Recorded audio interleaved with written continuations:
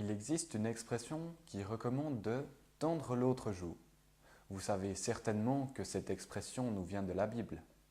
Elle est souvent interprétée comme une invitation à ne pas résister, à se laisser faire, bref, à être un bon chrétien doux, gentil.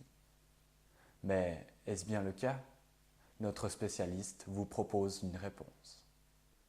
Cette expression est utilisée par Jésus lui-même dans son grand discours appelé le Sermon sur la montagne, pour remettre en question le principe consistant à s'opposer à la violence par la violence, à la force par la force.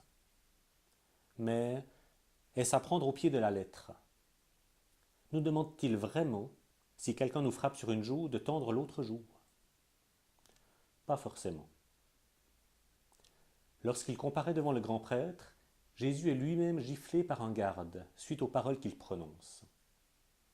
Jésus ne tend alors pas l'autre joue, mais il interpelle le garde. Si j'ai mal parlé, dis-moi en quoi. Si j'ai bien parlé, pourquoi me frappes-tu? Pour être très proche du texte biblique, on pourrait dire que Jésus ne lui tend pas l'autre joue, mais qu'il lui tend autre chose. Il ne répond pas à la violence par la violence.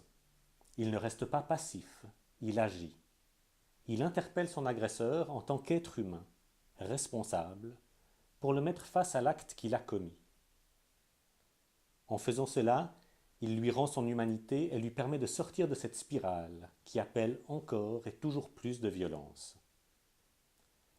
Pour rendre pleinement son sens à cette expression, il faudrait donc essayer de transformer dans notre esprit tendre l'autre jour par tendre autre chose, c'est-à-dire réagir autrement pour permettre à l'autre de sortir de la violence et de recouvrer toute son humanité.